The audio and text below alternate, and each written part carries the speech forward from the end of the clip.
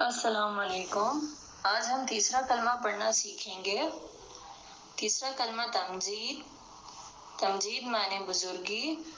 سبحان اللہ والحمد للہ ولا الہ الا اللہ واللہ اکبر ولا حول ولا قوة الا باللہ العلی العظیم۔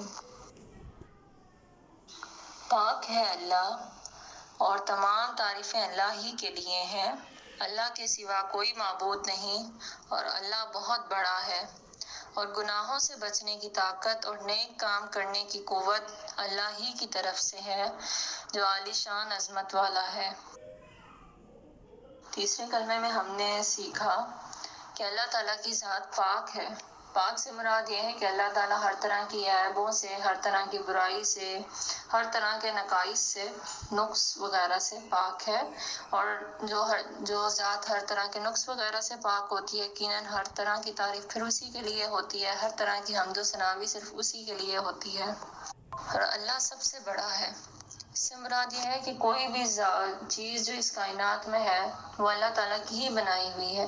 جب اللہ تعالیٰ نے ہی ساری چیزیں بنائی ہیں تو اللہ کی ذات ہی سب سے بڑی ہوئی۔ گناہوں سے بچنے کی طاقت سے مراد یہ ہے کہ اللہ تعالیٰ ہی ہمارے دل میں بات ڈالتے ہیں کہ گناہ ہے تو اس کو نہیں کرنا۔ بعض دفعہ ہم بہت سارے ایسے کام کرنے جا رہے ہوتے ہیں جو ہمیں بظاہر سے ہی لگ رہے ہوتے ہیں، لیکن کوئی نہ کوئی ذات ہمیں اندر سے، ہمارے دل میں اس سے روک رہی ہوتی ہے۔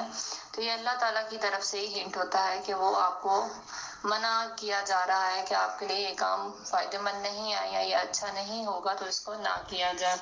اور جتنے بھی ہم نیک کام کرتے ہیں بلا شبہ اس کی بھی قوت ہمیں اللہ تعالیٰ ہی دیتے ہیں، اس کا خیال بھی ہمارے دل میں اللہ تعالیٰ ہی ڈالتے ہیں، اور اللہ جو عالی شان عظمت والا ہے۔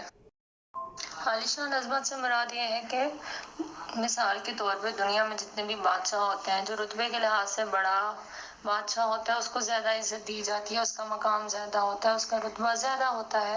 تو اسی طرح اللہ تعالیٰ جو اس زمین و آسمان کے خالق ہیں، جنہوں نے ہر چیز بنائی ہے، تو ان کی عظمت سب سے بڑھ کر ہے، ان سے بڑھ کر تو کسی کی نہ شان ہے نہ کسی کی عظمت ہے، سب سے بڑھ کر عالی شان عظمت صرف اللہ تعالیٰ کے لیے ہی ہے۔